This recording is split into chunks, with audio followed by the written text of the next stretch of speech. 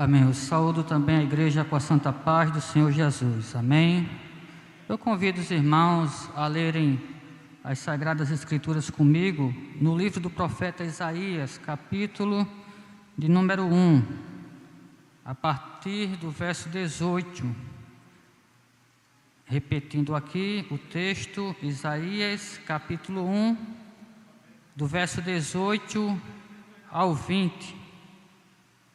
E com base nesta leitura, nós iremos refletir um pouco sobre o pecado como o maior mal da humanidade. Diz assim o profeta inspirado pelo Espírito de Deus: Venham, vamos refletir juntos, diz o Senhor. Embora os seus pecados sejam vermelhos como escarlate, eles se tornarão brancos como a neve, e embora sejam rubros como púrpura, como a lã se tornarão. Se vocês estiverem dispostos a obedecer, comerão os melhores frutos desta terra, mas se resistirem e se rebelarem, serão devorados pela espada, pois o Senhor é quem fala. A palavra de Deus, que ela encontre lugar em nossos corações. Vamos curvar nossas frontes e fazer uma breve oração. Deus santo e bendito, nós te louvamos por tudo que foi realizado até este presente momento, neste culto solene, Senhor, que viemos celebrar ao teu santo nome e em memória do teu grande amor por nós, demonstrado ali na cruz do Calvário. Pedimos desde já a direção e a iluminação do Espírito Santo para este momento em que a tua palavra, que foi lida, Senhor, há de ser proclamada, que ela encontre lugar na vida de cada um que está aqui presente e na vida daqueles que nos acompanham através da internet. Que em tudo teu nome seja glorificado e nossas almas sejam devidamente santificadas e edificadas. É assim que nós oramos, em nome de Jesus. Amém. Meus amados irmãos, dentre todos os males que a humanidade já experimentou, o maior de todos, sem dúvida, foi o pecado. Nem todo mundo tem consciência deste fato. Na história da humanidade já ocorreram várias pestes, várias calamidades, mas nenhuma delas se compara à nocividade do pecado, à malignidade do pecado. Poderíamos citar aqui, por exemplo, alguns males que atormentaram a humanidade desde a antiguidade. Vou falar apenas os principais. Eu acredito que muitos aqui já ouviram falar sobre a peste negra ou a peste bubônica, que na Idade Média matou, no século XIV precisamente, matou cerca de 75 milhões de pessoas. Matou mais do que em muitas guerras. E além da peste negra, que foi produzida por uma infecção bacteriana, já agora próximo do nosso século, no início do século passado, no início do século XX, no finalzinho da Primeira Guerra, uma outra peste também que assolou a humanidade e ceifou milhares de vidas, que foi a gripe espanhola, que inclusive matou mais do que a própria Primeira Guerra. A Primeira Guerra matou cerca de 20 milhões de pessoas diretamente, e a gripe espanhola atingiu números de 50 milhões, entre 50 e 70 milhões de pessoas. Não há um consenso, mas no mínimo matou cerca de 50 milhões de pessoas. E a gripe espanhola, ela é bem semelhante ao mal que nós estamos experimentando hoje, que é o mal provocado pela Covid. Então, estes dois males assombrou o mundo, não é? Foram males de proporções mundiais. E poderíamos citar como um terceiro grande mal experimentado pela humanidade a própria Covid, que é o mal do nosso tempo, que também tem ceifado muitas vidas. E por incrível que pareça, por mais males que a Covid tenha proporcionado, ela não tem nem chegado perto dos males produzidos pela peste negra, nem pela gripe espanhola, porque até agora, não é? Cerca de 8 milhões de pessoas morreram no mundo infectadas por este vírus. E se somarmos todas estas pestes, todos esses males, e tudo que eles trouxeram de ruim para a humanidade, nenhum deles vai se aproximar do mal provocado pelo pecado. Porque a peste negra, a gripe espanhola e a Covid só mata o corpo. Mas o pecado, além de matar o corpo, mata também a alma. A Bíblia diz que pelo pecado entrou a morte no mundo.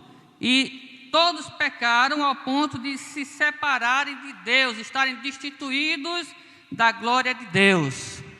Jesus disse certa vez que devemos temer não apenas aquele que tem poder para matar o corpo, como a Covid e outras pestes, mas principalmente aquele ou aquilo que tem poder para matar a alma e levá-la para a perdição eterna. Então, sem sombra de dúvida, embora as pessoas não tenham essa consciência, o maior mal da humanidade é o pecado. É o que mais tem matado pessoas em todo o mundo. Na verdade, nós já nascemos sentenciados ao matadouro por causa do pecado. Nós já nascemos com esta consciência de que vamos ter que passar pela morte. E isto por causa do pecado, que tem provocado este mal na história da humanidade. Interessante que se você chegar em uma fila, de vacinação da Covid e perguntar se elas já foram vacinadas contra este mal, contra este vírus, que o pecado também é uma espécie de vírus espiritual, que contamina todos. Se você perguntar às pessoas se elas já foram vacinadas, elas não vão estar apercebidas do perigo que elas estão correndo por não procurarem um remédio para este problema. Muitos vão lhe ignorar, muitos vão lhe censurar, e muitos vão ficar sem saber a gravidade da situação. Então, muitos correm em busca da solução para o mal da Covid e para outros males, mas deveriam correr muito mais em busca da solução do mal chamado pecado. E o texto que nós lemos aqui, ele vai mostrar para nós tanto esta realidade que muitos ignoram, como também o remédio para resolver este grande mal. O profeta Isaías, ele diz pelo Espírito Santo o seguinte da parte de Deus. Ele faz um convite da parte de Deus para todos os que forem infectados por este vírus espiritual que é o pecado. Ele diz: venham, vamos refletir juntos, diz o Senhor. Palavra do Senhor, não é palavra de homens. Embora os seus pecados sejam vermelhos como escarlate, eles se tornarão brancos como a neve, e embora sejam rubros como púrpura, como lã se tornarão. Se vocês estiverem dispostos a obedecer, comerão os melhores frutos desta terra, mas se resistirem e se rebelarem, serão devorados pela espada, pois o Senhor é quem fala. Vejam, meus amados irmãos, um convite da parte de Deus para a humanidade pecadora, para mim, para você, para todos os que foram infectados por este mal desde o seu nascimento. O profeta aqui, ele está censurando exatamente o povo de Israel, o povo de Deus da Antiga Aliança, podemos dizer a igreja do Antigo Testamento, porque o povo de Israel estava cometendo pecados atrás de pecados e não estava vendo a gravidade desta atitude, deste comportamento.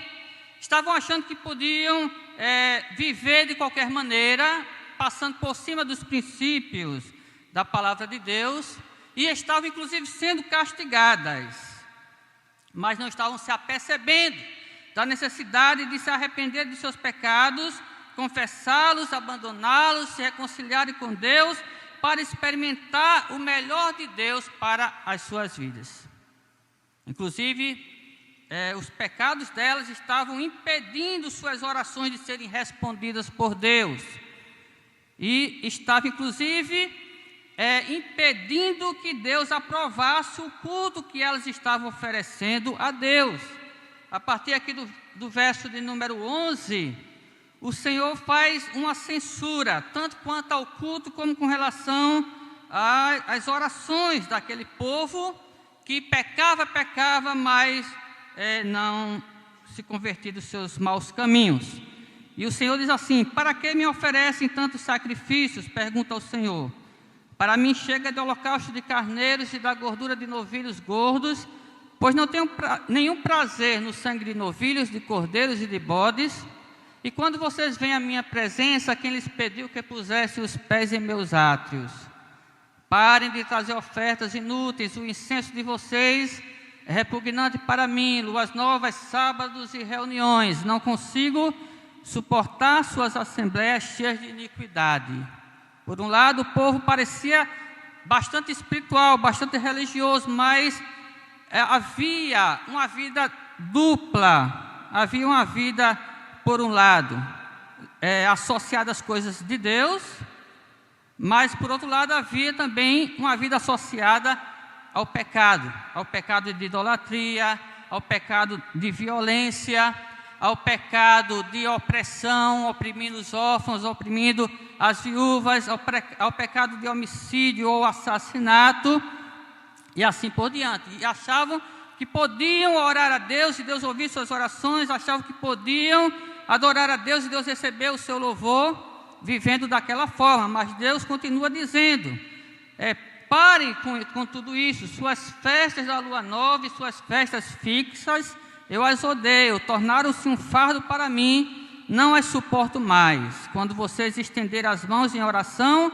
esconderei de vocês os meus olhos, e mesmo que multiplique as suas orações, não as escutarei, pois as suas mãos estão cheias de sangue. Lavem-se, limpem-se, removam suas más obras para longe da minha vista, parem de fazer o mal e aprendam a fazer o bem. Então, o pecado, irmãos, é uma realidade que nós não podemos negar. Esta é a primeira coisa, inclusive, que nós aprendemos neste texto a partir do seu contexto. É a primeira lição para nós. O pecado é uma realidade. O povo de Israel estava pecando, mas não somente aquele povo pecava, todos os demais povos pecavam. Todos os seres humanos pecaram, pecam e continuarão a pecar. Porque, como nós falamos, nós já nascemos com este germe do pecado, com este vírus do pecado, e isto tem infectado a nossa natureza de tal forma que nós pecamos, irmãos, até inconscientemente. Pecamos por palavra, pensamento e obra, querendo ou não. O sábio Salomão, inspirado pelo Espírito Santo, ele diz que não há ser humano que não peque. O pecado, ele tem esta força de nos levar a andar por caminhos que são contrários à vontade de Deus. O pecado é uma realidade. Esta é a mensagem do profeta Isaías. Não só para aquele povo que viveu antes de Cristo, cerca de 700 anos de Cristo, mas para os povos de todos os tempos, inclusive para nós do século 21, que estamos enfrentando este mal da Covid e tantos outros. A consequência de todos os males da sociedade é devido ao mal maior, que é o pecado. E nós precisamos entender isto. É necessário entender que tudo que acontece de ruim com a humanidade, e até com o próprio povo de Deus, é consequência direta ou indireta do pecado. E Deus permite estes males para que a gente possa se conscientizar e se voltar para Ele, porque nele há vida, nele há prosperidade. Ele disse: se vocês estiverem dispostos a se converterem, a me obedecerem, vocês comerão os melhores frutos da terra. Mas enquanto o homem não se apercebe do pecado, enquanto o homem continua associado com o pecado, o que ele pode colher disso é o salário do pecado, que é a morte. E por isso Deus diz: mas se resistirem e se continuarem se rebelando, serão devorados pela espada. Então precisamos entender que o pecado é real. O pecado não é um conto da carochinha, não é uma questão de ficção, não é um papo religioso. O pecado é uma realidade tangível. Mas muitos vivem como se não existisse pecado. Muitos até relevam os princípios da palavra de Deus, achando que pecado é uma questão de conceito religioso, mas não é. O pecado é uma realidade. Eu lembro de um livro escrito por um pastor muito famoso chamado John MacArthur, um pastor americano, que ele colocou o seguinte título em um dos seus livros: Sociedade Sem Pecado. E naquele livro ele trata exatamente dessa questão, de que muitos estão vivendo a vida como se o pecado não existisse. E estão se deixando levar pela influência, pela força destruidora do pecado. Depois estão envolvidas em muitos males, ao ponto de não saberem mais se desvencilhar dessas consequências e por fim vir a perecer. Porque o pecado é como uma bola de neve. O pecado, irmãos, ele tem esta escalada. Você pode observar aqui que mesmo entre os melhores homens, mesmo entre os melhores grupos religiosos e espirituais, o pecado está presente ali de alguma forma, ou numa grande intensidade, ou numa menor intensidade. O profeta está falando para o povo de Deus, que era um povo separado etnicamente para Deus, era um povo separado espiritualmente para Deus, para viver somente para Deus, mas aquele povo não estava conseguindo viver segundo os padrões da palavra do Senhor. E estavam praticando muitas coisas que a lei de Deus proibia, mas não estavam se apercebendo. Veja que aqui, por exemplo, no verso 5 e 6, o profeta questiona. O profeta diz: por que haveriam de continuar a ser castigados? Por que insistem na revolta? A cabeça toda está ferida, todo o coração está sofrendo, da sola do pé ao alto da cabeça não há nada são, somente machucados, vergonhas e ferimentos abertos, que não foram limpos, nem enfaixados, nem tratados com azeite. O povo estava sendo castigado, inclusive quando Isaías profetizou, uma parte do povo de Israel já estava exilada no cativeiro assírio. E a outra parte, que era a parte de Judá, estava para ser levada também para o exílio, desta feita o exílio babilônico.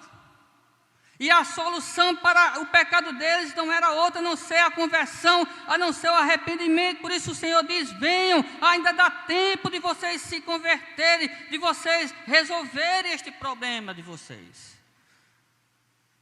Então, a primeira coisa que a gente tem que perceber é que o pecado é uma realidade e o pecado mata. Há uma propaganda que diz assim: o Ministério da Saúde adverte, fumar causa câncer, e câncer mata, mas o pecado mata muito mais. A Covid mata, mas o pecado mata muito mais. Muitos irmãos nossos, grandes servos e servas de Deus, morreram infectados ou infectadas pela Covid. Mas, irmãos, louvado seja o nome do Senhor, que a morte dos santos é preciosa aos olhos de Deus. Eles foram atingidos pelo mal da Covid, mas não foram atingidos pelo mal do pecado, porque morreram reconciliados com Deus. Pior é quem morre, seja de Covid, seja do que for, em seus delitos e pecados. Este aí sim está perdido, porque não apenas morre fisicamente, mas morre espiritualmente, e esta é a pior de todas as mortes. Mas há tanta pessoa preocupada com a morte física e deixa de se preocupar com a morte espiritual. Há tanta gente que se preocupa com a saúde física e deixa de se preocupar com a saúde espiritual. Mas a palavra de Deus diz: reflitam, porque se há sofrimento, se há castigo, se há males, se há peste, se há doenças, se há mortes, prematuramente, é porque existe algum indício de pecado. E pecado não é para ser domesticado, pecado é para ser tratado. Deus não releva o pecado, nós podemos relevar o pecado. Interessante, irmãos, que tem gente que vê pecado em tudo. E tem gente que não vê pecado em nada. Tendo que tudo para ele é pecado, até assistir televisão é pecado. Eu me lembro que muitas vezes, né, em um certo tempo, os crentes eram censurados, né? Se assistissem televisão, porque não, a televisão é do diabo. Então vê pecado em tudo. E tem gente que não vê pecado em nada, pode mentir, pode roubar, pode fazer o que for. Ah, esse aí quando morrer ele vira santo, mais santo do que os santos da igreja católica, e vai para o céu com tripa e tudo. Meus irmãos, a palavra de Deus nem ensina uma coisa, nem ensina outra. A palavra de Deus diz que todos pecaram. Mas a boa nova, a boa notícia é que aonde abundou o pecado, superabundou a graça de Deus. Por maior que seja a escalada do pecado, muito maior é o favor imerecido de Deus, o favor salvífico de Deus, porque Deus diz: venham, vamos refletir juntos, sente-se aqui comigo, vamos tratar desse problema. Eu não quero que vocês morram nos vossos pecados, mesmo que eles sejam grandes, mesmo que eles sejam hediondos, mesmo que sejam vermelhos como a escarlata, ou seja, como o carmesim, eles podem se tornar brancos como a lã e alvos como a neve. Esta é a boa nova, esta é a mensagem do Evangelho que Isaías pregou no seu tempo, que a igreja continua pregando e deve continuar pregando em nossos dias, ao invés de estar pregando tantas coisas que não tem nada a ver com o Evangelho. Porque tem gente que está pegando textos isolados da palavra de Deus, como se aquilo fosse a palavra de Deus toda, e deixa de pregar o essencial. Tem gente que prega, por exemplo, a questão de comer os melhores frutos da terra, mas não prega sobre a conversão dos pecados. Para comermos o melhor de Deus, para experimentarmos o melhor de Deus, antes precisamos resolver a situação do pecado. E não é porque nós já fazemos parte da igreja, não é porque nós já fazemos parte do povo de Deus, que nós não temos mais pecado, não. O apóstolo João, ele diz que quem não peca chama Deus de mentiroso. Mas ele também diz que se confessarmos nossos pecados, Ele é fiel e justo para nos perdoar os pecados e nos purificar de toda injustiça. E aqui está o segundo ponto para a nossa mensagem. O primeiro é que o pecado é uma realidade, ninguém pode negar, por mais que feche os olhos. Ninguém pode amenizar, relevar. Querendo ou não, é um fato e tem consequências. Mas louvado seja Deus, a solução para este mal chamado pecado até hoje não se inventou definitivamente, com 100% de eficácia, uma solução para o mal da Covid. Mas louvado seja Deus, para o mal do pecado já tem solução, e é o sangue de Jesus. Por maior que seja o pecado, o sangue de Jesus deixa branco como a lã e alvo como a neve. Interessante que este carmesim e esta escarlate eram corantes, irmãos, na época do profeta, que quando ele atingia as roupas, era difícil de serem tirados. Conseguia-se dar um jeito, conseguia-se remover alguma parte da tinta, mas não conseguia remover completamente, deixar branquinho. Como tinha uma propaganda aí, né? A propaganda do sabão Omo, que deixava branquinho, né? Não conseguia.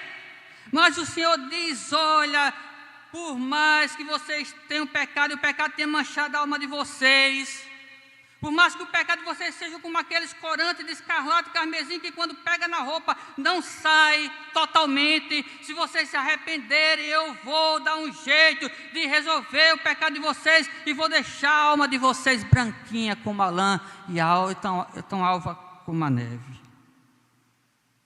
Eu estava falando dos sacrifícios expiatórios. Aquele sacrifício que apontava para o sacrifício de nosso Senhor Jesus Cristo, cuja memória nós trazemos hoje através da celebração da Santa Ceia. Irmãos, aqui está a solução para o maior mal da humanidade. O pecado que mata o corpo e mata a alma. O corpo e o sangue de Jesus que foi dado por nós em sacrifício expiatório lá na cruz do Calvário. Quem obedecer ao convite do Senhor, o convite da graça, quem buscar a reconciliação com Deus por meio desse sacrifício, pode ter feito o que for, ele vai ficar branco como a lã e alvo como a neve, totalmente purificado, porque no sangue de Jesus há poder, no sangue de Jesus há justiça, no sangue de Jesus há salvação. Mas é necessário uma resposta de nossa parte a este convite da graça, porque esta graça não se manifesta de forma automática. Muita gente acha que a salvação, porque é pela graça, essa graça se manifesta de forma automática. Não é assim, tem uma resposta de nossa parte para esta graça. Deus faz o convite, cabe a nós atender este convite, porque nos versos 19 e 20 diz: se vocês estiverem dispostos a obedecer, comerão os melhores frutos da terra, mas se resistirem e se rebelarem, serão devorados pela espada, pois é o Senhor que está falando. Irmãos, quem é que sabe mais do que Deus? Eu não sei mais do que Deus. Os cientistas querem saber mais do que Deus. Os homens hoje, com seus títulos acadêmicos, querem saber mais do que Deus, mas ninguém sabe mais do que Deus, porque Deus é onisciente. Ele tem ciência de todas as coisas. E se ele diz que o pecado mata, é porque mata mesmo. Não sei quem aqui já conseguiu vaga para se vacinar da Covid. Mas quem quiser vaga para se vacinar contra o pecado, a vacina já está pronta. É o sacrifício de Jesus. E este sacrifício serviu para a nossa conversão. E continua servindo depois da conversão. Porque, como diz os nossos irmãos da Reforma Protestante em seus documentos doutrinários, por mais que o pecado hoje não condene mais quem já está em Cristo Jesus, quem já está debaixo do sacrifício expiatório de Jesus, contudo, se nós insistirmos em pecar, é dito que nós vamos cair no desprazer paternal de Deus, e Deus não vai deixar impune. Hoje, mensagem de Santa Ceia, inclusive, nós trazemos à memória não somente o que Jesus fez por nós, mas a advertência do apóstolo Paulo àquela igreja que estava brincando com o pecado em muitas áreas.